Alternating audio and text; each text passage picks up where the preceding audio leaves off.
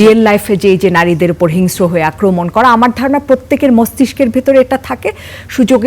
সুযোগ সে যখন পায় তার সদ্ব্যবহার সে তখন করতে চায়। নারীকে কেন জানি জন্মের পর থেকে প্রতিটা পরীক্ষা দিতে হয় যে সে একজন নারী, সে একজন মানুষ না।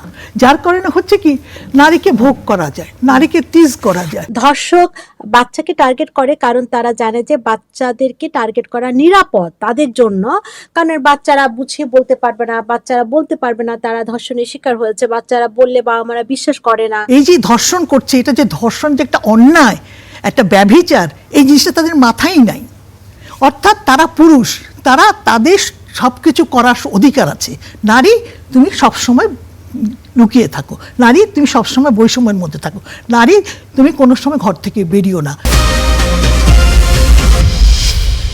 নেতা বদলায়, দল বদলায়, জন্ম নেয় নতুন দল, কিন্তু সাধারণ মানুষের ভাগ্য কি বদলায়? আশ্বাস আর প্রতিশ্রুতি ফিরে আমরা খুঁজব বাস্তবতার প্রতিফলন। আমাদের কাছে প্রশ্ন করা, দেশ ও মানুষের স্বার্থে প্রশ্ন করেই যাব। থাকবে মত এবং ভিন্ন মতের শ্রদ্ধা। স্টার নিউজ কড়া আলাপের সঙ্গে শান্তা শার্লি।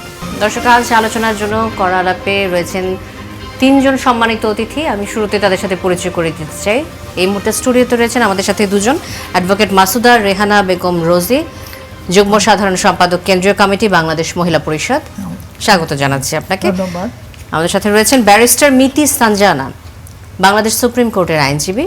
স্বাগত জানাচ্ছি। এবং অনলাইনে যুক্ত হবেন আমাদের সাথে এবং যুক্ত হয়েছেন জোবাইদা নাসরিন, শিক্ষক, নৃবিজ্ঞান বিভাগ, ঢাকা বিশ্ববিদ্যালয়ে। স্বাগত আপনাকেও। তিনজনকে করালাপে এই মুহূর্তে যে আলোচনা দিয়ে আমরা আমাদের আজকের আলোচনাটা শুরু করতে চাই, 2026 সালে এবং বিগত বছরগুলোতে আমরা দেখেছি যে নারী এবং শিশুদের ওপর বিভিন্ন রকম নির্যাতন, ধর্ষণ, নিপীড়ন এবং সেই সাথে হত্যা মতো জঘন্য অপরাধ হয়েছে। তারই ধারাবাহিকতায় 2026 সালের মে মাসের সাম্প্রতিক তথ্য যদি আমরা বিশ্লেষণ করি, সেখানে আমরা দেখলাম যে পল্লবী বা সিরাজদি খান, এই ঘটনাগুলোতে খুব বেশি দূরে যেতে হয় না। শিশুরা তাদের পরিচিত প্রতিবেশী, আত্মীয় বা ঘনিষ্ঠজনের দ্বারাই বেশিরভাগ সময় এই নৃশংসতার শিকার হয়ে থাকেন। বাংলাদেশ মহিলা পরিষদের নিজস্ব পরিসংখ্যান বলছে গত বছর 2808 জন নারী ও কন্যা শিশু নির্যাতনের শিকার হয়েছেন, যার মধ্যে 1234 জনে ছিল কন্যা শিশু। আপনাদের এই পরিসংখ্যানই প্রমাণ করে যে শিশুরা বাইরে তো বটেই, আসলে নিজেদের ঘরে কিংবা পরিচিত জনদের মাঝে কোথায় তারা নিরাপদ না। এই যে সমাজ ও পরিবারের এই চেনা কাঠামোর মধ্যে থেকেও নারী এবং শিশুদের বিপদে পড়তে হচ্ছে, আপনাদের মাঠ পর্যায়ের অভিজ্ঞতা আসলে কি বলে? কোথায় গলতটা রয়ে গেছে, কেন ঠিক হচ্ছে না এখনো? জি, আসলে আমরা নারী আন্দোলন করি, যা একেবারে 80 দশক থেকে তো আমাদের কাজগুলো শুরু হয়েছে। 40 বছর ধরে কিন্তু এই আন্দোলনটাই আমরা করছি। কিন্তু নারীকে আমরা কোনো জায়গায়, নারী কিংবা শিশুকে কিন্তু আমরা কোনো জায়গায় সেভ করতে পারছি না। সেটা আমাদের একটা বড় আন্দোলনের জায়গায় আছে।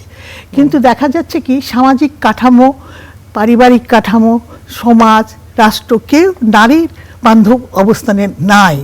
যার কারণে হচ্ছে কি যে আমরা আন্দোলনমুখী সংগঠন যারা করছি, আমরা নারী আন্দোলন করি, আমরা মানবিক অধিকারের আন্দোলন করি, মানবাধিকার আন্দোলন করি যারা, তারা কিন্তু দিনের পর দিন এই যে পরিসংখ্যান করে দিনের পর দিন আমরা কিন্তু স্টাডি করছি, এগুলো নিয়ে সার্ভে হচ্ছে, এদের রিসার্চ হচ্ছে, কিন্তু আমরা এখন পর্যন্ত ক্লুটা বের করতে পারলাম না যে কেন সমাজ এত উত্তেজিত থাকে নারীর উপরে। বিশেষ করে আমরা আমাদের চিন্তা থেকে আমরা মনে করি যে নারীদেরকে এখন পর্যন্ত বৈষম্যমূলক অবস্থান করতে হচ্ছে, সমতার জায়গাটায় তার নাই, তার মত প্রকাশের জায়গা নাই, তারা নিজের অধিকার আদায়ের জায়গাটায় নাই।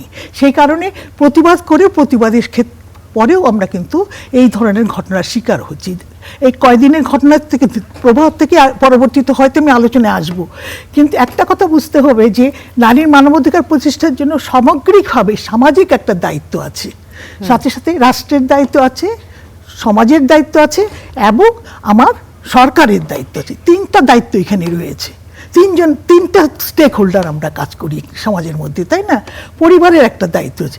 পরিবারে দেখা যাচ্ছে যে আমাদের দেশের পরিবারে সাধারণভাবে নারীকে কিন্তু এখন পর্যন্ত এমন নারী বা শিশু নারী হলেও তার জায়গা বৈষম্যর জায়গাটা তৈরি করেই রাখছি। আমি মা হিসাবেও কিন্তু আমি অনেক সময় তাদের মধ্যে বিভেদ তৈরি করে রাখছি, যার কারণে হচ্ছে কি নারীরা যখন একটু এগিয়ে আসছে তখনই কিন্তু সমাজ থেকে পিছনে আচ্ছা, ঠেলে দিচ্ছে। আমরা বিভাদের জায়গা থেকে সরে গিয়ে যদি একটু নিরাপত্তার জায়গায় আসি, যে আমরা দেখেছি যে নারী এবং শিশুদের এই যে ঘরের মধ্যে অনেক সময় নিরাপদ না, তাদের নিরাপত্তা আমরা নিশ্চিত করতে পারি না কেন শিশুদের ক্ষেত্রে বিশেষ করে? শিশুদের ক্ষেত্রে একটা সবচেয়ে বড় কথা হচ্ছে যে আমাদের সমাজের বলয়ে দেখেন আমরা আত্মীয় স্বজন সকলে মিলিতভাবে থেকে প্রত্যেকের চিন্তা চেতনার জায়গাটাকে নারীকে কেন জানি জন্মের পর থেকে প্রতিটা পরীক্ষা দিতে হয় যে সে একজন নারী, সে একজন মানুষ না, যার কারণে হচ্ছে কি নারীকে ভোগ করা যায়, নারীকে তিজ করা যায়, নারীকে যা ইচ্ছে তাই বলা যাবে, নারী সেটা কিছু বলতে পারবে না, তারা প্রতিবাদ করতে পারবে না। যখনই প্রতিবাদ করতে চায় তখনই সমস্যাটা হচ্ছে। এখন আমি যদি পরিবার যদি আমাকে পরিবার থেকেই এই জায়গাটা আনতে হবে যে সমতার জায়গাটা আমার পরিবার থেকে যদি শুরু করি, অর্থাৎ আমি নিরাপত্তাটা আমি আমার কন্যা শিশুকে নিরাপত্তা দিতে চাই, আমি আমার পুত্র শিশু কন্যা বা পুত্র কেউ না, আমাকে সন্তান হিসেবে লালন করতে চাই, তাকে সেইভাবে শিক্ষিত করতে, তাকে সেইভাবে এগিয়ে নিয়ে যেতে চাচ্ছি। কিন্তু দেখা যাচ্ছে সমাজ আমাদের সেই জায়গায় বাঁচে, কারণ দৃষ্টিভঙ্গিটাই হচ্ছে প্র্যাকটিক্যাল একটা দৃষ্টিভঙ্গি। আচ্ছা, ধন্যবাদ অ্যাডভোকেট মাসুদা রেহানা বেগম রোজি। আবার আসবো আপনার কাছে। ব্যারিস্টার মিতি সানজানা, সাবেক জেলা জজ ইকতেদার আহমেদ বর্তমান পরিস্থিতি নিয়ে তিনি বলেছেন যে নারী ও শিশু নির্যাতন দমনে দেশে যে বিদ্যমান আইনগুলো রয়েছে সেগুলো আসলে যথেষ্ট, কিন্তু মূল সংকট অন্য জায়গায়। মূল সংকট হচ্ছে সঠিক প্রয়োগ এবং তদন্তের দুর্বলতা নিয়ে। এখনো পর্যন্ত সেই আইনের সঠিক প্রয়োগ হয় না এবং তদন্ত করার ক্ষেত্রে অনেক ধরনের দুর্বলতা আমাদের রয়েছে, সেটা আমরা অবশ্যই জানি। পুলিশ সদর দপ্তরের তথ্য বলছে বছরের প্রথম 4 মাসেই নারী এবং শিশু নির্যাতনের ঘটনায় 5,958টি মামলা হয়েছে। এই যে এত বিপুল পরিমাণ মামলা, তার বিপরীতে আমরা সাজা হওয়ার হার কিন্তু অনেক কম দেখি। তদন্তকারী কর্মকর্তারা অদক্ষতা এবং সুরতহাল বা চার্জশিটের ত্রুটি এরকম নানান কারণে আমরা দেখি যে মামলাগুলো দীর্ঘসূত্রিতায় আসামিরা খালাস পেয়ে যায়। এই দীর্ঘসূত্রিতা অবসান করতে আমাদের আসলে কি করণীয়, কিভাবে আমরা মামলাগুলোর বিচার প্রক্রিয়া আরো দ্রুততম সময় করতে পারি? জি, ফার্স্ট অফ অল আমি একদমই ওনার সাথে সহমত পোষণ করছি, কারণ উনি যেটি বলেছেন বাংলাদেশে যে এক্সিস্টিং লগুলো আছে সেখানে আমার কাছে সবসময় মনে হয়েছে যে সেই আইনগুলো যথেষ্ট রয়েছে এবং সেই আইনগুলো যথেষ্ট কঠোর। এবং আপনি জানেন যে 2020-তে আইনে কিছু পরিবর্তন এনে সেখানে কিন্তু অ্যামেন্ডমেন্টের মাধ্যমে সর্বোচ্চ শাস্তি করা হয়েছে রেপ। কাজে আমরা দেখতে পাচ্ছি যে রাষ্ট্র হিসেবে এটি একটা সর্বোচ্চ ঘৃণিত অপরাধ, সেটাকে কিন্তু চিহ্নিত করা হলো। এখন সবচেয়ে বড় সমস্যা সেটি হয়ে যায় যে প্রায়োগিক ক্ষেত্রে আক্ষরিক অর্থে কিন্তু সমস্ত আইনগুলো বইয়ের পাতায় রয়ে গেছে, সব জায়গায় রয়ে গেছে, কিন্তু সবচেয়ে বড় চ্যালেঞ্জ যেটি হয়ে দাঁড়াচ্ছে সেটি হচ্ছে যে আইনের যে প্রয়োগের ক্ষেত্রে এবং ইমপ্লিমেন্টেশনের যে ব্যাপারটা। তো এখানে আসলে অনেক কিছু, সবাইকে তো আসলে সার্বিকভাবে একত্রে একসাথে কাজ করার বিষয়টি, তো এখানে অনেকগুলো গ্যাপের জায়গা রয়ে গেছে। এখন হচ্ছে এই ধরনের সেন্সিটিভ ইস্যুগুলো যখন হয় তখন কিন্তু একটা বিষয় যেটা হয় যে সাক্ষ্য প্রমাণের একটা দুর্বলতা থেকে যায় অনেক ক্ষেত্রেই, এবং দেখা যায় যে সাক্ষীদের অনুপস্থিতি এবং নানানভাবে দেখা যায় যে ভিকটিমের যে পরিবার বা থাকে তাদের উপর একটা সোশ্যাল স্টিগমা এবং তাদেরকে কিন্তু নানাভাবে ভয় ভীতি প্রদর্শনের একটা চেষ্টা সবসময় এই ধরনের ঘটনাগুলো ঘটে থাকে। এবং দীর্ঘসূত্রিতার ব্যাপারগুলো কেমন হয়, আপনি দেখেন যে আমাদের ফরেন্সিক ল্যাব যেটা আছে ডিএনএ ল্যাব, সেটা মাত্র একটা রয়েছে ডিএনএ ল্যাব, এখন বোধহয় 2টো হয়েছে। আচ্ছা, সো সারা বাংলাদেশের জন্য মাত্র 2টা ল্যাব। সো সেখানে তো ডেফিনেটলি দেখা যায় যে এই ফরেন্সিক রিপোর্টগুলো আসাতে কিন্তু একটা অনেক ডিলে হয়ে যায়। সো এখানে একটা বিষয় থাকে এবং এইসব সেন্সিটিভ ইস্যুতে কিন্তু এটা এই ধরনের ডিলে হলে ডেফিনেটলি আপনার সাক্ষ্য প্রমাণ সবকিছু একটা দুর্বল হয়ে যায় এবং সেক্ষেত্রে অবশ্যই একটা ডিটারেন্ট এফেক্ট সেখানে পড়ে। এরপরে আমরা যদি দেখি যে তার বাইরে যদি যাই, এই যে দীর্ঘসূত্রিতার যে ব্যাপার, সম্প্রতি আপনার যে নতুন অধ্যাদেশটি হয়েছে সেখানে কিন্তু আসলে এখানে এই যে সময় যে কমিয়ে আনা একটা, হ্যাঁ, আগে যেটা ছিল আপনার তদন্তের সময় 60 দিনের জায়গায় সেটি 30 দিন করা হয়েছে এবং 180 দিনের জায়গায় যে 90 দিন। তো এই সময়ের মধ্যে তো আসলে দেখা যাচ্ছে যে এই কাজগুলো সঠিকভাবে সম্পন্ন হচ্ছে না এবং দেখা যায় একটা পর্যায়ে যখন জামিন নিয়ে বেরিয়ে যায় তারপরেও কিন্তু তারা যে মাসেল পাওয়ার ইউজ করে যারা ভিকটিম আছে তার পরিবারের উপরে কিন্তু এক ধরনের প্রেশার ক্রিয়েট করা হয় এবং নানা কারণে দেখা যায় যে সেই ডিলের কারণে আমরা জানি যে justice delayed is justice deny, কিন্তু এই ডিলেগুলো কিন্তু হতেই থাকে। এবং আপনি যেটা বলছিলেন যে কনভিকশন ডেট তো আসলে খুবই খুবই কম। নারী এবং শিশু নির্যাতন যে দমন আইনে যে মামলাগুলো হয় সেখানে আসলে দেখা যাচ্ছে মামলা সংখ্যা যাই হচ্ছে না কেন সেখানে কনভিকশন ডেট খুবই কম, 3% মাত্র কনভিকশন ডেট। এবং এখানে ধরেন শুধুমাত্র আমরা কোন কেসগুলোর কথা জানতে পারছি যেগুলো শুধু রিপোর্ট করা হচ্ছে, তার বাইরে তো আর অসংখ্য ঘটনা প্রতিনিয়ত ঘটছে, সেটা কিন্তু আসলে সেই আদালতের দ্বারপ্রান্তে যে পৌঁছচ্ছে না। আসিয়ার ঘটনা এটা সবাই জানে এবং সবাই অনেক কথা বলছে, এটা নিয়ে অনেক বেশি প্রতিবাদ হচ্ছে। অনেক ঘটনা হয়তোবা নিউজ পর্যন্ত আসতেই পারে না, সেই পর্যন্ত আসতে পারে না এবং রিপোর্টও হয় না, এরকম অনেক ঘটনা হচ্ছে। অনেক কন্যা শিশু, অনেক নারী তারা তাদের পারিবারিক বলয়ে তারা নির্যাতিত হন, সামাজিকভাবে তারা নানান ধরনের নিগ্রহের শিকার হচ্ছেন এবং নানান অপরাধের শিকারও কিন্তু তারা হচ্ছেন। কিন্তু সেখানে তো আসলে সেই মামলাগুলো রিপোর্ট মানে তারা যেহেতু কোথাও কমপ্লেনই করছেন না, চুপচাপ চেপে যাচ্ছেন। সো শুধুমাত্র ওই ঘটনাগুলোই আমরা জানতে পারছি যেগুলো আসলে তারা যে আইনের আশ্রয় নিচ্ছেন এবং তার মাঝখানে দেখা যাচ্ছে যে কনভিকশন রেট মাত্র 3%। আচ্ছা, এই যে রামিসাকে ধর্ষণ করার পরে হত্যার মতো ঘটনাটি যেটি নেশন ওয়াইড সবার কাছে ছড়িয়ে গেল, সবাই প্রতিবাদে নামলো, এই ধরনের ঘটনার ক্ষেত্রে শাস্তি যখন দেয়া হয় আপনার জানা মতে কত দিন পর্যন্ত সময় লাগতে পারে, আইনগতভাবে কত সময় লাগবে এটার বিচার কাজ সম্পন্ন করতে? এখন যেটা আমাদের যে এনাক্ট হয়েছে থিওরিটিক্যালি এটা হয়েছে সেটা 90 দিনের মধ্যে শেষ করতে হবে। এই প্রসিডিউরগুলো প্রত্যেকটা তদন্ত করতে হবে, চার্জশিট দিতে হবে, এই এলাকায় যেতে হবে, সেখানে তাদের কি ঘটনা হয়েছে তাদের 161 নিতে হবে, 164 নিতে হবে, সব কিছু নেওয়ার পরবর্তীতে দেখা যাবে যে পুলিশের চার্জশিট দেওয়ার পরবর্তীতে আমার মামলাটা শুরু হবে। আর মামলাটা যদি আমরা প্রতিদিন অর্থাৎ সপ্তাহে 5 দিনই যদি আমরা করি, একটা সাক্ষী কতজন আছে তার উপরে নির্ভর করবে অনেক কিছু। তারপরে দেখা যাচ্ছে যে বিশেষ করে যেমন ধরেন ধর্ষণ মামলাগুলোর ক্ষেত্রে যে কোনোভাবেই আমরা ডিএনএ টেস্ট ছাড়া এতদিন ছিল না, এখন অবশ্য বলছে যে সার্কামস্টেন্সিয়াল এভিডেন্সের উপরে অনেকটু কিছু করা যাবে। কিন্তু আমাদের কথা হচ্ছে যে সঠিকভাবে পরিচালনা করতে গেলে আমি যদি সময় না দিই, কিন্তু সবসময় মনে রাখবেন আসামি পক্ষ সবসময় সবল এক পার্টি থাকে, যে কোনো প্রকারের সময় কালক্ষেপণ সেখানে হতে চায়, সেখানে প্রসিকিউটররা যা থাকে প্রসিকিউটরদের দৃষ্টিভঙ্গিটাও কিন্তু জেন্ডার লেন্স দিয়ে তারা দেখে না।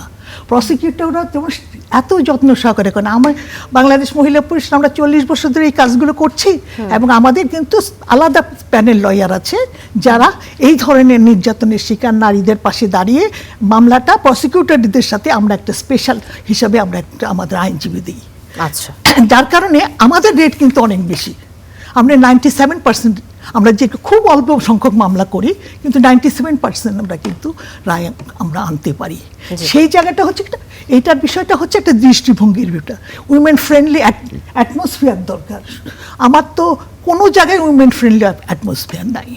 তদন্ত থেকে শুরু করে যেদিন সে নির্যাতনের শিকার হলো, আইনজীবীদের সামনে আসার পরে আইনজীবীদের প্রশ্ন থেকে শুরু করে প্রতিটা জায়গায় কিন্তু কেউ একেবারে জেন্ডার নারী বান্ধব হচ্ছেই না। যার কারণ হচ্ছে কি ক্যামেরা ট্রায়ালের ব্যবস্থা আছে, কিন্তু ক্যামেরা ট্রায়াল হচ্ছে না। একেবারে ঢাকা কোর্টে যদি যান দেখবেন হাজার হাজার লোকের মাঝখানে একটা ধর্ষণ মামলার সাক্ষী হচ্ছে, মানে কোনো প্রাইভেসি নেই। এটা কিন্তু ক্যামেরা ট্রায়ালের একটা ভীষণ একটা প্রয়োজন আমি মনে করি এই সমস্ত ঘটনাগুলোর জন্য। আরেকটি বিষয় আমার মনে হয় আমি একটু অ্যাড করতে চাই, সেটা আপনি দেখেন আসিয়ার ঘটনাটি গত বছর মার্চ মাসের কথা, 2025 সালে। তো বিচারিক আদালতে কিন্তু রায় হয়ে গেছে, কিন্তু এখন পর্যন্ত কিন্তু এটা ঝুলে আছে। এরকম দেখা যাচ্ছে যে অসংখ্য মামলা যেটা হয় যে ডেথ রেফারেন্সে যে হাইকোর্টের যে অনুমোদনের বিষয়টি, হাইকোর্টের একটা চূড়ান্ত অনুমোদনের প্রয়োজন হয়। তো এই যে চূড়ান্ত অনুমোদনের জন্য যে পেপার বুক তৈরি করাটা, সেখানে একটা দীর্ঘ সময় লেগে যায়। এবং এই যে সময়টা, এরকম তো অনেক ডেথ রেফারেন্সের মামলা আছে যেগুলো বছরের পর বছর, 10 বছর 15 বছর ধরে ঝুলে আছে, কন্ডেম সেলের মধ্যে আছে যারা অভিযুক্ত ব্যক্তিরা। তো এই সমস্ত ক্ষেত্রে আপনি দেখেন বছরের পর বছর চলে যায়, কিন্তু একটা একটা যেটা আসলে আমরা বলতে চাই যে এই যে যেগুলো অনেক নটোরিয়াস মামলা সারা জাতির বিবেককে নাড়া দিয়ে যাচ্ছে এমন একটা ভয়াবহ সহিংস ঘটনা, এই সমস্ত ক্ষেত্রে আমরা মনে করছি যে এখানে আসলে প্রায়োরিটি বেসিসে বিচারিক আদালতে যখন সেই রায়টা হয়ে যাচ্ছে, হাইকোর্টের অনুমোদনের জন্য যখন সেটা ডেথ রেফারেন্স কেস হিসেবে যাচ্ছে সেটা, তখন যাতে সেগুলো অ্যাটলিস্ট প্রায়োরিটাইজ করে সেগুলোকে তাড়াতাড়ি নিষ্পত্তির মাধ্যমে, এক্সিকিউশনের মাধ্যমে যখন একটা শাস্তি, দৃষ্টান্তমূলক শাস্তি যখন দেখতে পায় মানুষ, সেক্ষেত্রে আমি মনে করি অবশ্যই সেটার একটা ডেটারেন্ট এফেক্ট থাকে। কারণ এই ধরনের মস্তিষ্কের ভেতরে এই ধরনের ক্রিমিনাল মাইন্ডসেট যাদের রয়েছে তারা কিন্তু সবসময় তারা ধরেন অনেকের ভেতরেই থাকে সেটা, কিন্তু তারা যখন দেখে যে এটা আসলে যথাযথ বিচার প্রক্রিয়ার মাধ্যমে একটা শাস্তির মাধ্যমে একটা দৃষ্টান্ত তৈরি হচ্ছে সমাজে শাস্তিমূলক ব্যবস্থার মাধ্যমে, তখন কিন্তু একটু হলেও তাদের ভেতরে এক ধরনের ভয় কাজ করে এবং অনেকেই থাকে তারা হয়তো সেটার থেকে তারা দূরে সরে আসে, তারা জানে যে এটা কনসিকুয়েন্স কি হতে পারে, কিন্তু যখন কোনো কনসিকুয়েন্স থাকছে না তখন তারা আবারও আসবো আপনার কাছে। জুবাইদা নাসরিন আমাদের সাথে অনলাইনে যুক্ত আছেন জার্মান থেকে, আমি তার কাছে যেতে চাই, নিশ্চয়ই শুনতে পাচ্ছেন আমাকে। আমরা এতক্ষণ ধরে যে আলোচনাগুলো করছিলাম তারই ধারাবাহিকতায় মনোরোগবিদ ও সমাজ বিজ্ঞানীদের মতে সমাজে মাদকাসক্তি, ইন্টারনেটের বিকৃত কন্টেন্টের সহজলভ্যতা এবং পরিবারে নৈতিক শিক্ষার যে ঘাটতি, সেগুলোর কারণে মানুষের মধ্যে এক ধরনের পাশবিক প্রবৃত্তি তৈরি হচ্ছে এমন ধারণা করছেন অনেক বিশ্লেষকরা। বাংলাদেশ চাইল্ড হেল্পলাইনের তথ্য অনুযায়ী প্রতি বছর এই শিশু নির্যাতনের গ্রাফ ঊর্ধ্বমুখী। জুবাইদা নাসরিন, শুধু আইন শৃঙ্খলা রক্ষাকারী বাহিনীর ওপর দায় চাপিয়ে দিয়ে আমরা কি এই পার পেয়ে যাওয়ার কোনো সুযোগ কি রয়েছে কিনা? এই যে সামাজিকভাবে আমাদের নৈতিকতার বেশ কিছু অবক্ষয় হয়েছে, মানসিক মূল্যবোধের যে অবক্ষয় হয়েছে, যার কারণে 4 বছরের শিশু বা মাদ্রাসার ছাত্র কেউই আসলে নিরাপদ নয়। সামাজিক পুনর্গঠন, নৈতিক শিক্ষার জাগরণ এবং রাষ্ট্র সামাজিক নিরাপত্তার জন্য আসলে এই মুহূর্তে সমাজের এই অবস্থায় আমাদের কি করণীয় রয়েছে? জুবাইদা নাসরিন। ধন্যবাদ। আমাকে শুনতে পাচ্ছেন নিশ্চয়ই? আমাকে শুনতে পাচ্ছেন? আমি শুনতে পাচ্ছি। জি, সম্ভবত আমি একটু ভিন্ন পার্সপেক্টিভ থেকে বিষয়টাকে, আলোচনাটাকে এগিয়ে নিতে চাই, এবং সেই ভিন্ন পার্সপেক্টিভের ভিত্তি হলো আমাদের করা একটি গবেষণা।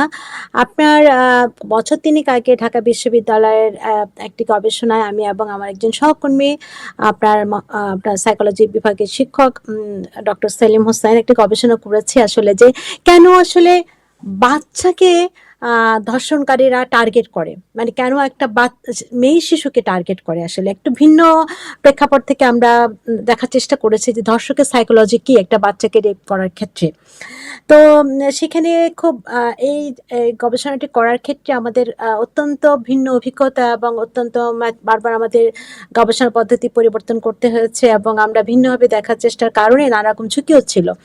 তো অনেকগুলো বিষয় আছে, একটি হলো যেগুলো আসলে সমাজে আলোচিত হয় না কিন্তু আলোচনা করা দরকার, সেগুলোর উপর আমরা আলোকপাত করেছি। একটি হলো যে প্রথমতই যখন একটা বাচ্চাকে টার্গেট করা হয়, এবং ধর্ষক বাচ্চাকে টার্গেট করে কারণ তারা জানে যে বাচ্চাদেরকে টার্গেট করা নিরাপদ তাদের জন্য, কারণ বাচ্চারা বুঝিয়ে বলতে পারবে না, বাচ্চারা বলতে পারবে না তারা ধর্ষণের শিকার হয়েছে, বাচ্চারা বললে বাবা মারা বিশ্বাস করে না যে তারা উদ্ভট কথা বলে, বা বাচ্চা তো বোঝার কথা না এই বয়সে যে তাকে ধর্ষণ করেছে বা কি করেছে, এটা একটা কারণ।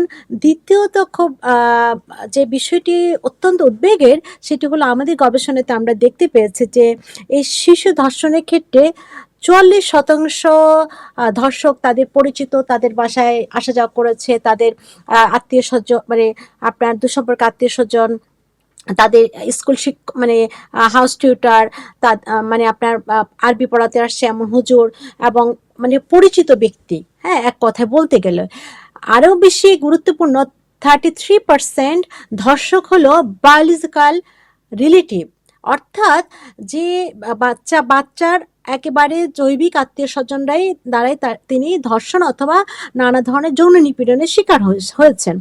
মাত্র 25% আপনার ধর্ষক ছিলেন যারা হলো অপরিচিত, যে হয়তো পেয়েছে বাচ্চাকে রাস্তায় বা একা বাড়িতে, এরকম আর কি, যে হঠাৎ নজর রেখেছে বাচ্চার উপর অনেক দিন থেকে। এখন দেখুন, এখন কি কি ভাবে আসলে আমাদের গৃহস্থালী বা ঘরের পরিবেশের মধ্যে আসলে বাচ্চারা অনিরাপদ। একটি হলো যে দেখুন আমাদের খুব ইন্টারেস্টিং কিছু বিষয় আছে যেগুলো নিয়ে আমরা কথা বলতে স্বাচ্ছন্দ্য বোধ করি না। যদি আসিয়ার বিষয়টা থেকে আমি দেখি যে আমাদের গবেষণা দেখা গেছে একটা উল্লেখযোগ্য সংখ্যক নারী খুব অল্প বয়সে ধর্ষণের শিকার হয়েছেন বোনের স্বামী দ্বারা, এবং এই বোনের স্বামীরা কিভাবে তাদের সঙ্গে যৌন নিপীড়ন করেছেন, কারণ বোনের বাচ্চা হয়েছে, সেই বাচ্চাকে বা বোনের সঙ্গে সেবা করার জন্য তারা গিয়েছেন, তাকে পাঠানো হয়েছে বোনকে একটু দেখভাল, বাচ্চাকে দেখভাল করার জন্য। তো এটাই তো খুব বিষয় যে এই সময় এই বিষয় নিয়ে কি কথা বলতে স্বাচ্ছন্দ্য বোধ করে না, কারণ বাবা মাকে হয়তো সে বলেছে, বাবা মারা দুটো মেয়ের ভবিষ্যতের কথা চিন্তা করে বিষয়গুলো নিয়ে কথা বলেনি, কারণ এখানে আপনার দুটো মেয়েরই ভবিষ্যৎ জড়িত আছে এবং এটা পারিবারিক সম্মানের সঙ্গে জড়িত। আরো গুরুত্বপূর্ণ যে যেগুলো কাজিন দ্বারা অনেক আমরা দেখেছি যে যৌন নিপীড়নের একটা বড় অংশ তারা ফার্স্ট কাজিন দ্বারা নিপীড়নের শিকার হয়েছেন, এবং সেগুলো বেশিরভাগই ঘটেছে হলো বিয়ে বাড়িতে, অনুষ্ঠান হচ্ছে, তখন দেখা যাচ্ছে যে বাচ্চারা আনঅ্যাটেন্ডেড থাকছে এবং সেই সময় বাচ্চাদেরকে আদর করার জন্য কাজিনরা নিয়ে যাচ্ছে, তাদের সঙ্গে শুয়ে থাকছে, মানে ঘুমিয়ে পড়ছে। এবং এই যে একটা বিষয় যে পরিবারে এবং আত্মীয়দের মধ্যে যখন এই বিষয়গুলো জি, আমরা বিষয়টা বুঝতে পেরেছি মনে হয়। এবং সেই সাথে আরেকটি বিষয় আপনার কাছে আনতে চাই জুবাইদা নসরিন, যে 2026 সালের প্রথম 4 মাসে নারী ও শিশু নির্যাতনের ঘটনায় দেশজুড়ে 5,958টি মামলা হয়েছে, যে বিষয়টা নিয়ে আমরা শুরুতেই কথা বলছিলাম। প্রতিদিন গড়ে প্রায় 50টি মামলা হয়েছে। অপরাধ বিশ্লেষকরা বলছেন, আপনি যেমনটি বলছিলেন যে ঘরের মধ্য থেকে প্রথমে নারী বা শিশুদের বিপদটি আসে আত্মীয় স্বজনের মাধ্যমে, যেটি নিয়ে শুরুতেই কথা হচ্ছিল। প্রতিদিন কেবল আর এখন আর যৌন অপরাধের মধ্যে এটি আসলে সীমাবদ্ধ নেই, বরং নারীর ওপর পুরুষের ক্ষমতা বা নিয়ন্ত্রণের বহিঃপ্রকাশ হিসেবেও এটি অনেক সময় দেখা যায়। আপনি কি ব্যাপারে একমত কিনা যে অনেক সময়ে নারীদেরকে নিয়ন্ত্রণ করার জন্য এ ধরনের কাজ করা হয় কিনা? জুবাইদা নাসরিন। এখানে শুধুমাত্র যে একটা তো আছে নারী নিয়ন্ত্রণ, যে মিসোজিনির যে চর্চা, সর্বোচ্চ পুরুষতান্ত্রিক ক্ষমতার ব্যবহার, এর সঙ্গে সঙ্গে কিন্তু আমরা যদি দেখি যে আপনার কনটেক্সট যে একটা এখানে কিন্তু প্রতিশোধ পড়ার রাজনীতি আছে। যেমন আপনার প্রতিবেশীর সঙ্গে কিছু একটা ঝামেলা হলো জায়গা জমি নিয়ে, তখন কিন্তু সে বাচ্চা থেকে ধর্ষণ করলো, এবং এটার সঙ্গে কিন্তু জাতিগত এবং অন্যান্য যে ক্ষমতা কাঠামো আছে, দেখা যাচ্ছে যে আপনার মাইনরিটি নারী ধর্ষণের ক্ষেত্রে, বাচ্চার মেয়ে ধর্ষণের ক্ষেত্রে সেখানে একটা সাম্প্রদায়িক দৃষ্টিভঙ্গি আছে, সেখানে একটা ধর্মীয় আধিপত্য বিস্তারের চেষ্টা আছে। পার্বত্য চট্টগ্রামে আমরা দেখেছি, আমি যখন ফিল্ড ওয়ার্ক করি আমার পিএইচডির সময় 3 বছরের নারীকে রেপ করা হয়েছে, সেখানে জাতিগত একটা বিদ্বেষ সেখানে আছে, যে তাদের সঙ্গে আগে দুই পরিবারের জমি নিয়ে এবং আদিবাসী এবং বাঙালি উত্তেজনা ছিল। তো এগুলোর সঙ্গে কিন্তু একটা হলো পুরুষতন্ত্র, আরেকটা হলো আপনার এর সঙ্গে না সমাজের যে অপরাপর ক্ষমতা সম্পর্ক কাঠামো আছে, সেগুলো কিন্তু যুক্ত হয়। এবং যেটা নিয়ে আমি আসলে শেষ করতে পারিনি, যে একটা বাচ্চা মেয়েকে রেপ করা যেমন আপনার একটা টার্গেট করে, যে সাইকোলজি তৈরি হয় যে মেয়েকে করলে, রেপ করলে সেটা নিয়ে অত বেশি তাকে শাস্তি পেতে হবে না বা কথাবার্তা কম বলা হবে, সেটা একটা কাঠামো। এবং পরবর্তীতে যদি আমি দেখি যে আসলে আপনি যেটা বললেন যে ক্ষমতা কাঠামোগুলোকে আমরা কিভাবে চিহ্নিত করি, এবং আমি মনে করি যে রোজি আপা এবং এখানে মিতা আপা আমার সঙ্গে একমত হবেন যে আমরা যে প্রতিকার এবং প্রতিরোধের যে তরিকাগুলো হাজির করছি, সেগুলোর মধ্যে কিন্তু একটা পুরুষতান্ত্রিকতা আছে। যে আমরা বারবার বলছি যে নারীকে সুরক্ষিত রাখতে হবে, নারীকে সুরক্ষা দেওয়া হবে, এবং মেয়েকে গুড টাচ, ব্যাড টাচ এগুলো শেখাতে হবে, মেয়েকে করতে হবে যে তোমাকে এগুলো বলতে হবে পরিবারের কাছে, এবং নারীকে কিভাবে সুরক্ষা দেওয়া হবে আমরা সেটাই চিন্তা করছি। অপরপক্ষে কিন্তু যারা এগুলো করছে তাদের মনস্তত্ত্ব ঠিক রাখার জন্য কি কি করা দরকার, এবং সরকার এবং বেসরকারি পর্যায়ে যে ধরনের সচেতনতা ক্যাম্পেইন হচ্ছে, সেখানেও কিন্তু নারীকে টার্গেট করে হচ্ছে। পুরো জায়গাটাতে খুবই ইন্টারেস্টিংলি যে যারা এই ধর্ষণ মনস্কতা তৈরি হয়, সেই মনস্কতা নিরসনের ক্ষেত্রে আমাদের তাদের জন্য কি কি করা উচিত, অর্থাৎ মানে আমি বলবো না ছেলে পুরুষ এবং পুরুষতন্ত্রকে আলাদা করে, মানে পুরুষদেরকে পুরুষতান্ত্রিকতা বোঝাতে হবে, এবং সেই বিষয়গুলো নিয়ে তাদেরকে কিভাবে সচেতন করতে হবে, এই বিষয়ে কিন্তু কর্মসূচি সরকারি এবং বেসরকারি পর্যায়ে একেবারে নেই। সুতরাং ধন্যবাদ জুবাইদা নাসরিন। আবারও আসবো আপনার কাছে। অ্যাডভোকেট মাসুদা রেহানা বেগম রোজি, যে বিষয়টা নিয়ে কথা হচ্ছিল এবং আরেকটি বিষয় আলোকপাত করেছেন জুবাইদা নাসরিন, খুবই গুরুত্বপূর্ণ একটি বিষয়, যে আমরা অনেক সময় দেখেছি যে নারীদেরকে নিয়ন্ত্রণ করার জন্য মিসোজিনিস্ট যে চিন্তা ভাবনা সবসময় দেখি, অনেক সময় জমি নিয়ে বিরোধ হয়, সেই বিরোধের জেরে আরেক পরিবারের এক নারী শিশু বা কোনো একটা বাচ্চা মেয়েকে ধর্ষণ করে ফেলা হয়, এই ধরনের ঘটনাগুলো খুব প্রচলিত। অনেক সময় এগুলো হয়তো মেইন স্ট্রিম পর্যন্ত আসেই না। এই বিষয়ে আপনার মতামত কি? সমাজ কোন আমার দিকে কথা হচ্ছে প্রভাব যেটা ফেলছে? জবেদা আপার কথা শ্রেষ্ঠ দিয়ে আমি শুরু করতে চাচ্ছি, পুরুষতন্ত্রটাকে আমরা কিভাবে ব্যবহার করতেছি। পুরুষতন্ত্রটাই তো আমাদেরকে চারিদিকে ঘিরে রেখেছে।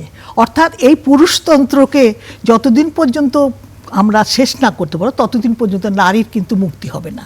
একটা কথা দেখেন, সচেতনতার জন্য সকল ক্ষেত্রে আমরা নারী আন্দোলন করি, আমরা কিন্তু প্রতিটি পাড়ায় পাড়ায় আমাদের কিন্তু কমিটি আছে, নারী ও শিশু নির্যাতন দমন কমিটি আমাদের করেছি। কিন্তু সেখানে কি সচেতনতার জায়গায় পুরুষরা যায় না, সেখানে মহিলারা যায়। সেটা মনে করে এটা তাদের রাইট। এই যে ধর্ষণ করছে, এটা যে ধর্ষণ যে একটা অন্যায়, একটা ব্যভিচার, এই জিনিসটা তাদের মাথায় নাই। অর্থাৎ তারা পুরুষ, তারা তাদের সব কিছু করার অধিকার আছে। নারী তুমি সবসময় লুকিয়ে থাকো, নারী তুমি সবসময় বৈষম্যের মধ্যে থাকো, নারী তুমি কোনো সময় ঘর থেকে বেরিও না। এবং দেখেন আমাদের দৃষ্টিভঙ্গি দেখেন, বলছে নারীর যখনই কোনো নারীর নির্যাতনের ঘটনা হয়, নারীকে আগে বলা হয় ব্লেমিং, ভিকটিম ব্লেমিংটা ছিল আমাদের এই আন্দোলনের ফলে। এই ব্লেমিংটা গত বছর রিপিল করা হয়েছে, না কমে এসেছে না, রিপিল করা হয়েছে। পুরনো 150 বছরের পুরনো আইন যেখানে নারীর রিপিল করা হয়েছে চরিত্র হনন। প্রথম কথাতে নারীটা কিভাবে কাপড়টা পরে, ও তো ভালোভাবে দৃষ্টিভঙ্গিটাই এটা, নারী চলবে, নারী থাকবে কোমল, নারী কাঁদবে, নারী হাঁটতে পারবে না, নারী চুপ করে মানুষের পাশ দিয়ে চলে যাবে।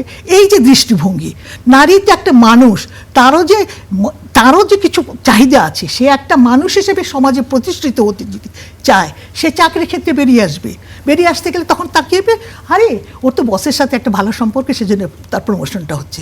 কোনো পুরুষকে কিন্তু কেউ বলবে না, পুরুষের হয়ে যাচ্ছে প্রমোশন, কিন্তু তাকে কেউ বলছে না, কিন্তু একজন নারীকে বলছে। কারণ এটা হচ্ছে দৃষ্টিভঙ্গি।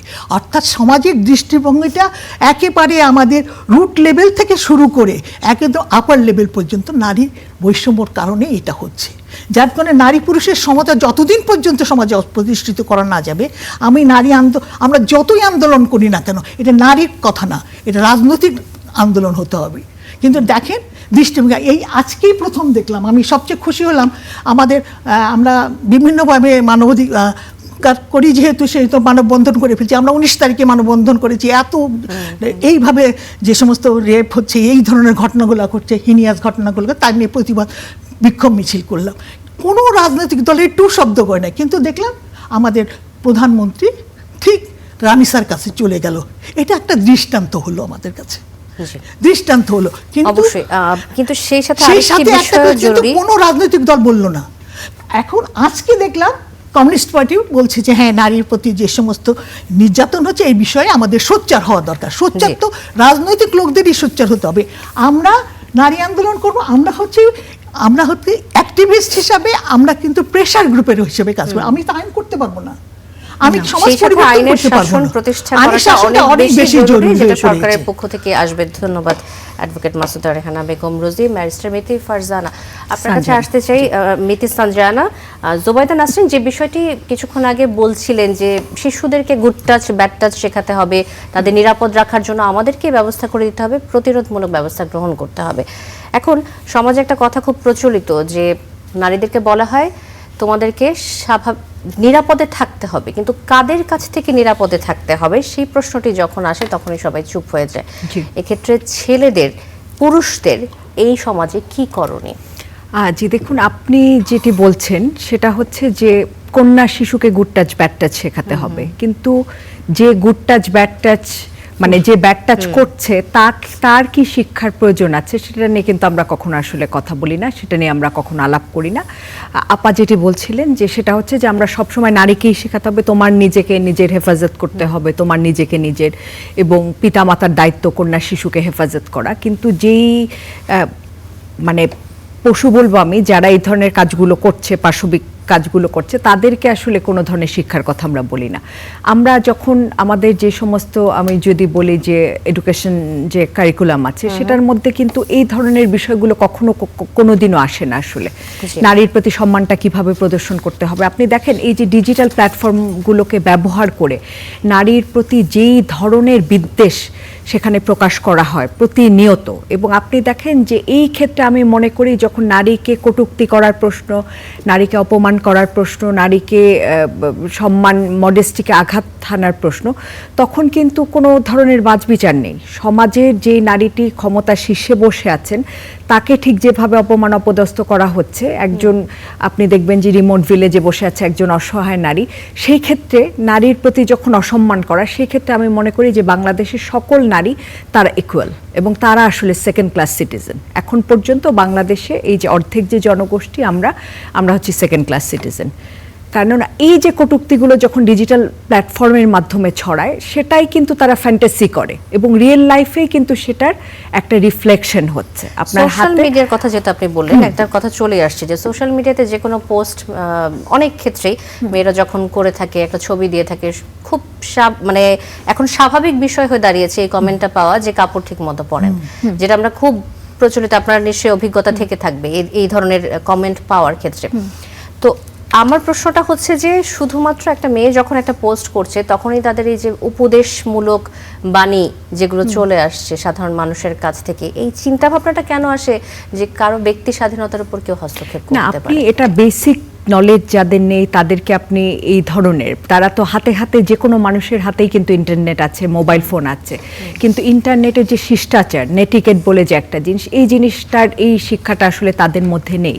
এবং এর মাঝখানে একটা বড় অংশের মানুষ জানে না, তারা এই যে কমেন্টগুলো করে, হেট ক্রাইমগুলো তারা যে ছড়াচ্ছে, বিদ্বেষমূলক আচার আচরণ করছে, এবং অনেক ক্ষেত্রে তারা কিন্তু ব্ল্যাকমেইল করা, নানা ধরনের প্রযুক্তি ব্যবহার করে আসলে নারীকে যে সামাজিক মাধ্যমে হেয় করা, এগুলো দেশের আইন অনুযায়ী অপরাধ, এগুলোর জন্য কঠোর শাস্তি আছে। এবং বারবার কিন্তু সে একই প্রশ্ন এসে যায় যে আইন আছে কিন্তু আইনের বাস্তবায়নটা, সেটি হয়ে দাঁড়াচ্ছে সবচেয়ে বড় চ্যালেঞ্জ। এবং এই চ্যালেঞ্জটা মোকাবেলা করা হচ্ছে না দেখেই কিন্তু এই ব্যক্তিরা তারা বুঝতেও পারছে না যে তারা যে কাজগুলো করে সেটা অপরাধ এবং তার জন্য তাকে কঠিন শাস্তির মুখোমুখি হতে পারে। এবং এই দৃষ্টান্ত তো আমরা স্থাপন করতে পারি না বারবার, এই দৃষ্টান্তগুলো যেহেতু স্থাপন করা যাচ্ছে না একটা এক্সাম্পলারি পানিশমেন্ট দেওয়ার মাধ্যমে, কাজে তার বারবার তারা জানে যে তার আসলে কোনো কনসিকুয়েন্স নেই, সে তার যা খুশি তাই করতে পারে এবং সে পার পেয়ে যেতে পারে। তো যার ফলে এগুলো হয়, এবং সেই ডিজিটাল মাধ্যমের থেকে সে যখন এগুলো করতে থাকে তখন সে রিয়েল লাইফে সেটা ফ্যান্টাসাইজ করে এবং তারই রিফ্লেকশন কিন্তু ঘটছে রিয়েল লাইফে, যে নারীদের উপর হিংস্র হয়ে আক্রমণ করা। আমার ধারণা প্রত্যেকের মস্তিষ্কের ভিতরে এটা থাকে, সুযোগ সে যখন পায় তার সদ্ব্যবহার সে তখন করতে চায়। এবং শিশুরা যেহেতু তারা বলতে অক্ষম, তারা বলতে পারে না, এবং তার একটা পারিবারিক প্রেশার, সামাজিক একটা চাপ, সেটা কিন্তু তাকে আরো সাইলেন্ট করে দেয়। আমরা এরকম অসংখ্য ঘটনা জানি ডিজিটাল প্ল্যাটফর্মে যারা অনেক মাইনর, আন্ডার 18 যারা শিশুর মধ্যে যারা পড়ে, তারা নানাভাবে নানান ধরনের কিন্তু সহিংসতার শিকার প্রতিনিয়ত হচ্ছে। এবং যত মানুষ ইন্টারনেট ব্যবহারকারী আছে তার মধ্যে যারা সহিংসতার শিকার হয় তার মধ্যে 78%-এর বেশি হচ্ছে নারী এবং শিশু। তো এখানে যেটা, এই যে আমাদের বারবার ওই একই প্রশ্ন, মানে একই প্রসঙ্গটা এসে যায় যে সেটা আসলে আমরা শিষ্টাচারটা আমরা মানুষকে শেখাতে পারছি না, এবং তার থেকে তার সেই হিংস্র রূপটা রিফ্লেকশন করছে আমাদের বাস্তব জীবনে।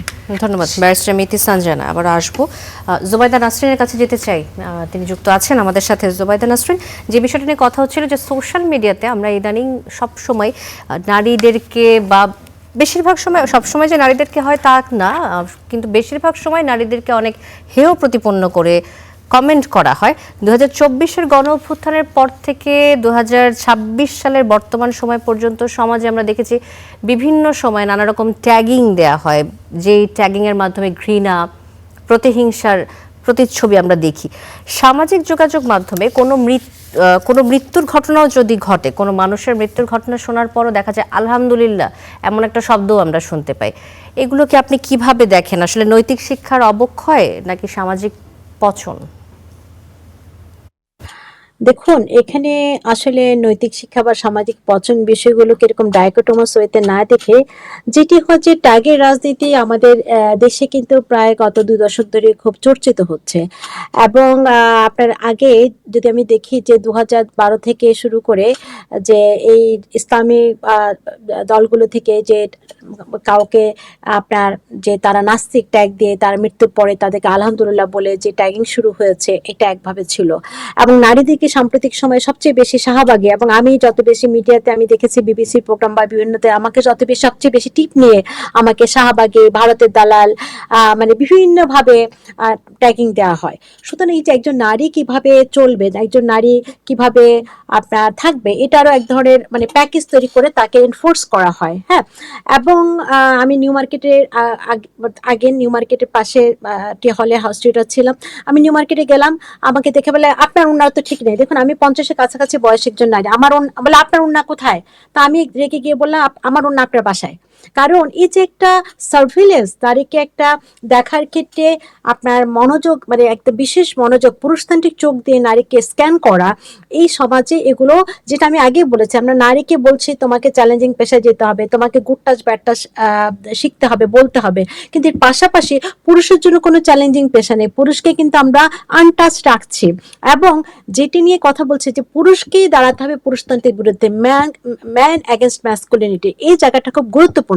দ্বিতীয়ত যে কথাটা মিতি আপা বলছেন এবং রোজি আপা বলছেন যে সামাজিক, এবং আপনার যে কথাটা সামাজিক যোগাযোগ মাধ্যমে মিসোজিনের চর্চা এবং নারীকে প্রতি এক ধরনের ঘৃণামূলক স্পিচ, সেটা নিয়ে কিন্তু যাতে আলোচনা হয়, এবং বরং এর পাশাপাশি না আমরা দেখেছি যে সরকারের বিরুদ্ধে বিভিন্ন সময় প্রধানমন্ত্রী বা মন্ত্রীদের বিরুদ্ধে কিছু লিখলে যে বিভিন্ন আগে ছিল 54 ধারা বা ডিজিটাল সিকিউরিটি অ্যাক্ট, এখন হচ্ছে সন্ত্রাস বিরোধী আইন।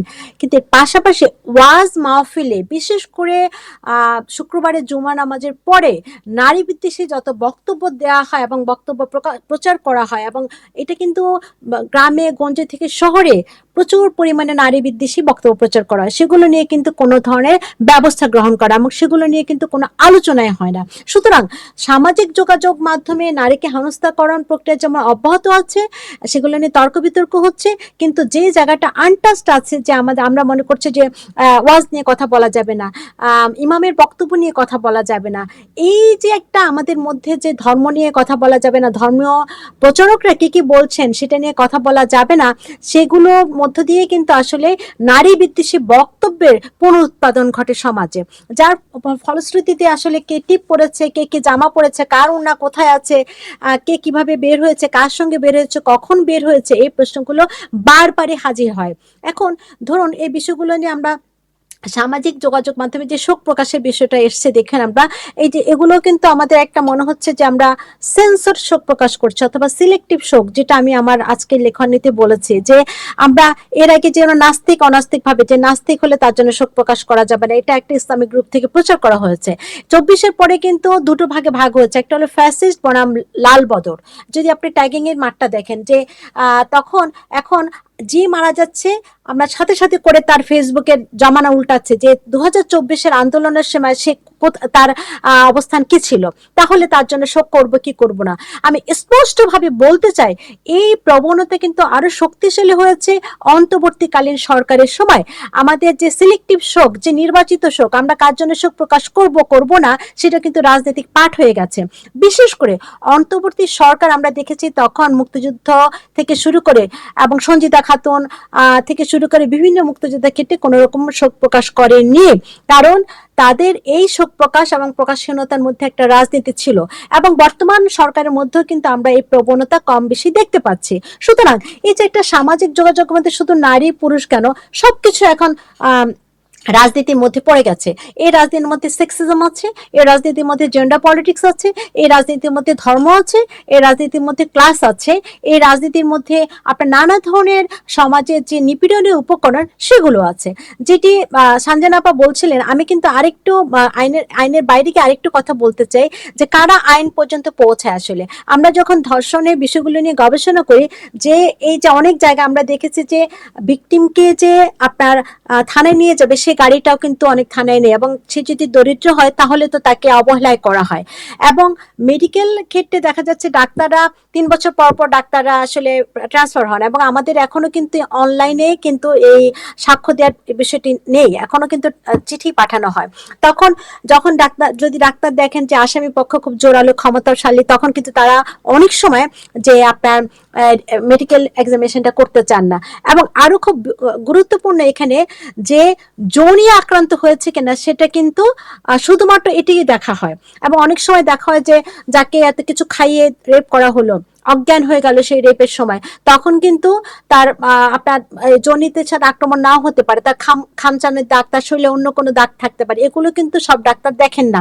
সুতরাং আমাদের যে এনফোর্সমেন্টের যে ধারণাটা যে নারীর আপনার ওভারি বা আপনার যোনি কতটা আক্রান্ত হয়েছে এবং সেটা ফোর্সফুলি হয়েছে কিনা সেটা দেখা, এখানে যে খামতিগুলো আছে সেটা নিয়ে কিন্তু আলোচনা কম হয়। আমরা আইন নিয়ে আলোচনা করছি, আমরা প্রতিবাদ নিয়ে আলোচনা করছি, কিন্তু সবগুলোই কিন্তু একসাথে আপনার মানে একটা মালার মতো কিন্তু সেটটা, যে আপনার সমস্ত কিছু নিয়ে কিন্তু আলাপ করতে হবে। 2 ফিঙ্গার টেস্ট নিয়ে কিন্তু আমরা অনেক আন্দোলন করেছি এবং সেটা বাতিল হয়েছে, কিন্তু তারপরেও কিন্তু এখন যেভাবে সেই ইয়েটা তৈরি হচ্ছে, রিপোর্টটা তৈরি হচ্ছে, সেখানেও কিন্তু খামতি আছে। ধন্যবাদ জুবাইদা নাসরিন, ধন্যবাদ আপনাকে। আমি একটু স্টুডিওতে ফিরে আসছি। অ্যাডভোকেট মাসুদা রেহানা, আপনার কাছে একই প্রসঙ্গে আসতে চাই। এই যে দেশের বিভিন্ন জায়গায় আমরা ধর্ষণের ঘটনাগুলো দেখি, নারী নির্যাতনের মামলায় ভুক্তভোগী নারীকে আমরা প্রথমত দেখি ভিকটিম ব্লেমিং, সেটার শিকার হতে হয়।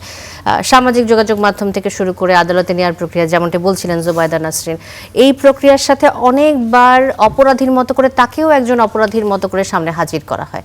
এই বিষয়গুলো কেন হয়? আসলে কি, আমরা তো আমাদের বিচার ব্যবস্থাটাই কিন্তু এখন পর্যন্ত জেন্ডার সেন্সিটিভ হয়নি।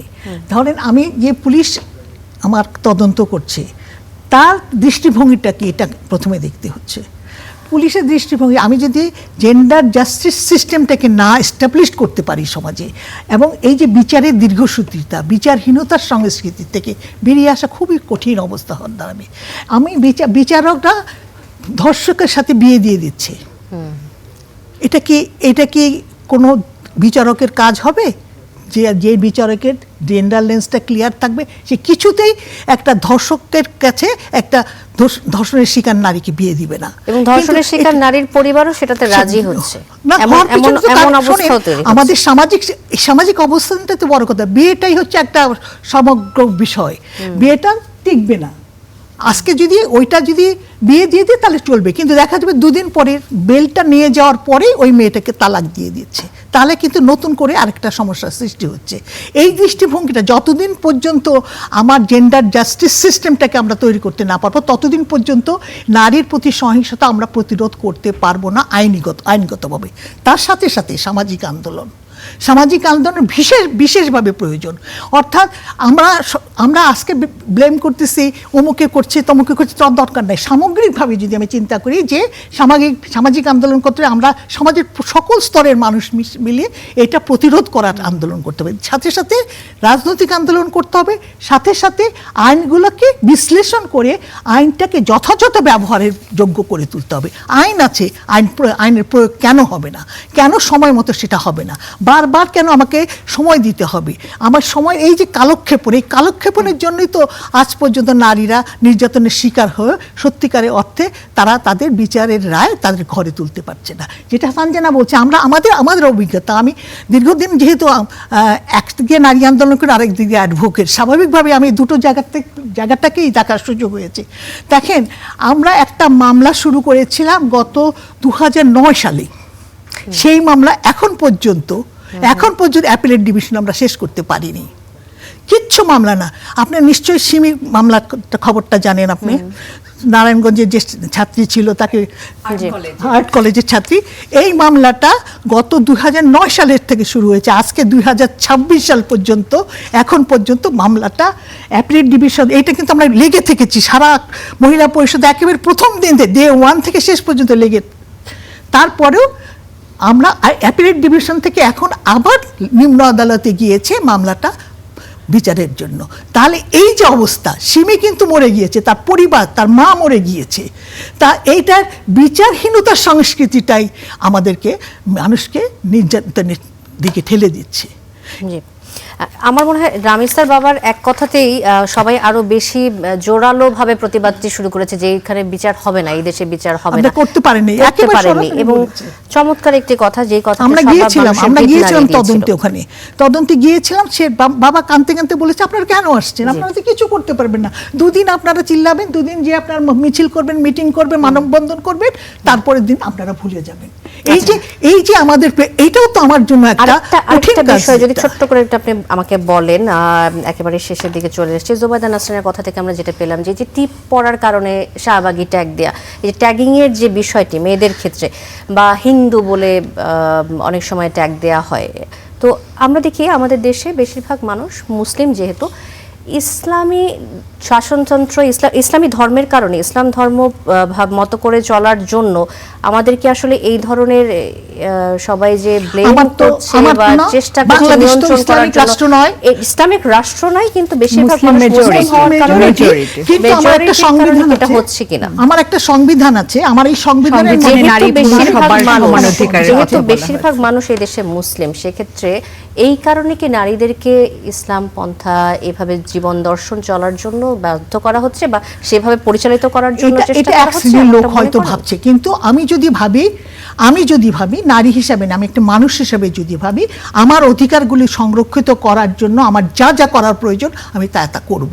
কিন্তু ওই যে কোনো ট্যাগ দিয়ে আমি ইসলামিক, আমি হিন্দু ও মুসলিম, আর একটা হচ্ছে আমাদের আইনের মধ্যেও কিছু ফাঁকফোকর রয়েছে, যেটা আমরা দীর্ঘদিন ধরে বাংলাদেশ মহিলা পরিষদ এটা আন্দোলন করছি, ইউনিফর্ম ফ্যামিলি কোডের কথা বলছি, যে সকল ধর্মের জন্য একটা আইন হওয়া উচিত, পারিবারিক আইন, যে আইনের মাধ্যমে বৈষম্য হবে না, অর্থাৎ বিয়েটা রেজিস্ট্রি হবে প্রত্যেক পরিবারে, হিন্দু মুসলিম বৌদ্ধ খ্রিস্টান সবাই রেজিস্ট্রি হবে। আমার কারণ জন্ম মৃত্যু বিয়ে তিনটে রেজিস্ট্রি করতে পারি আমরা ইজিলি, কিন্তু ওই যে ইসলামিক ট্যাগ দিয়ে ওইটাকে আমাদেরকে করতে দিচ্ছে না। আমরা ইতিমধ্যে কিন্তু সিডর কমিটির থেকে, এটা সিডর কমিটির সাথে অ্যাডভোকেসি করেছে, সিডর কমিটির থেকে এখানে বাংলাদেশে আইনগুলোকে অ্যানাক্ট করতে বলছে, সেটাও কিন্তু করে নাই।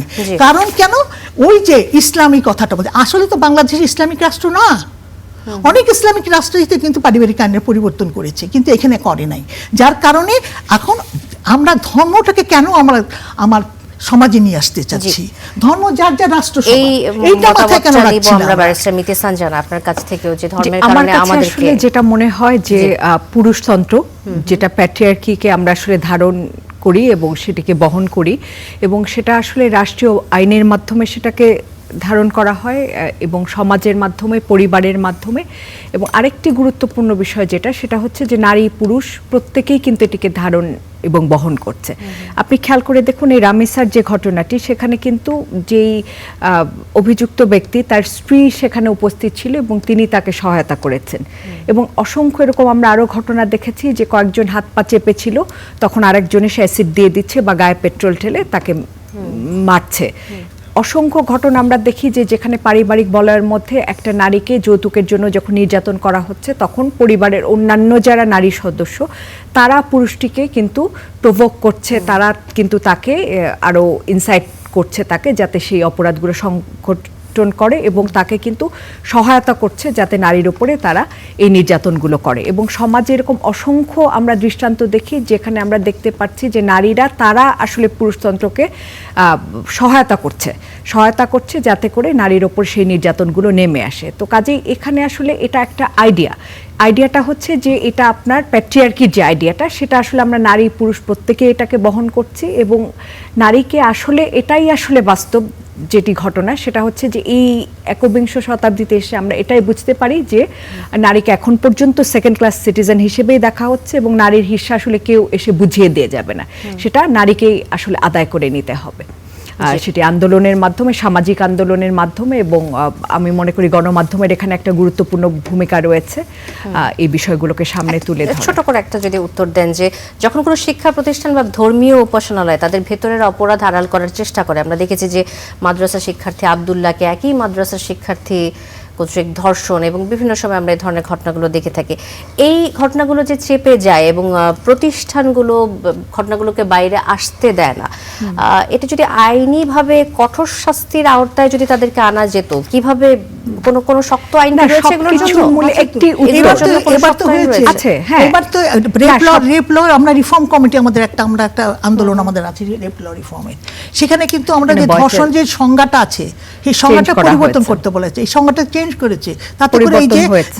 যারা এই যে বলাৎকারের শিকার হচ্ছে তাদেরকেও রেপের মধ্যে ধরা হবে। না, দেখুন, সবকিছুর মূলে যেটা, সেটা হচ্ছে যে আইনের শাসন প্রতিষ্ঠা, সেটি হচ্ছে মূল বিষয়। আইনের দৃষ্টিতে সবাই সমান, আইনের চোখে সকলেই সমান, এবং অপরাধী একজন, তার কোনো রাজনৈতিক সামাজিক কোনো পরিচয় আসলে ম্যাটার করে না, সেটা বুঝতে হবে। এবং সেটা আসলে প্রতিষ্ঠা করতে, মানে আইনের শাসন আমি যখন প্রতিষ্ঠা করতে পারবো যে একই আইনের অধীনে প্রতিটা লোকের বিচার হবে, তখন আসলে আমার কাছে মনে হয় যে আপনি যে বলছেন ব্যক্তি, প্রতিষ্ঠান, রাজনৈতিক পরিচয়, সামাজিক পরিচয়, এই বিষয়গুলো তখন আসলে জি, ম্যাটার করে না। ধন্যবাদ। জুবাইদা নাসরিন, একদম শেষ পর্যায়ে রয়েছে আপনার কাছে, শেষে আপনার বক্তব্যটা শুনতে চাই, কিছু যোগ করতে চান কিনা? জি, একটি হলো যে আমি একটু রোজিয়াপার সঙ্গে এক জায়গায় একটু দ্বিমত পোষণ করছি। সেটি হলো যে রোজিয়াপা বলেছেন প্রধানমন্ত্রী তারেক রহমান সেই শিশু মেয়েটির বাসায় গিয়েছেন, তিনি ধর্ষণের শিকার হয়েছেন, এবং এটাই খুব ভালো লাগার। আমি স্পষ্টতই জানান দিতে চাই, এগুলো কিন্তু আমরা এর আগেও দেখেছি, এর আগে প্রধানমন্ত্রী শেখ হাসিনাও গিয়েছেন বিভিন্ন সময়। কিন্তু এর পাশাপাশি যদি এই মেয়েটির বাবার যে প্রশ্নটি উত্থাপন করেছিলেন যে আমি বিচার চাই না, এটি কিন্তু খুব একটা বড় ধরনের বিচার, মানে একটা প্রশ্ন সমাজের কাছে হাজির করেছে। সুতরাং একজন প্রধানমন্ত্রী একজন মানে কারো বাসায় গিয়ে সহানুভূতি প্রদর্শন করা, যদি সেটি সেই বিচারের ক্ষেত্রে, তড়িৎ বিচারের ক্ষেত্রে কোনো ভূমিকা না রাখে, কিংবা এই ধরনের বিষয়গুলো বন্ধ করার ক্ষেত্রে কোনো ভূমিকা না রাখে, তাহলে কিন্তু এটি বাহাবা কোরআনের পদ্ধতি হিসেবে আসলে আমরা দেখে যে উনি অনেক গিয়েছেন, থ্যাঙ্কস, ওনার ভালো লেগেছে, অন্যদের ভালো লেগেছে। এখন আমরা এর আগেও যখন দেখেছি যেগুলো ঘটনা ঘটেছে, কিন্তু প্রধানমন্ত্রী গিয়েছেন কিন্তু বিচার হয়নি, আবার ঘটনাগুলো ঘটছে। সুতরাং আমাদের বুঝতে হবে যে আসলে এই যে ঘটনাগুলোকে বা ইমোশনকে পলিটিসাইজড করা রাজনীতিতে, সেটা নিয়েও কিন্তু আমাদের সাবধানে থাকতে হবে। আসলে আমরা যখন কথা আলোচনাগুলো পারবো বা আলোচনাকে সামনে। অনেক ধন্যবাদ জুবাইদা নাসরিন। আমরা একেবারে শেষ পর্যায়ে চলে এসেছি। ব্যারিস্টার মিতি সানজানা, অ্যাডভোকেট মাসুদা রেহানা বেগম রোজি এবং জুবাইদা নাসরিন, তিনজনকে অসংখ্য ধন্যবাদ কড়া আলাপে যুক্ত হওয়ার জন্য। দর্শক, শেষ করছি কড়া আলাপ। অনেক ধন্যবাদ সাথে থাকার জন্য।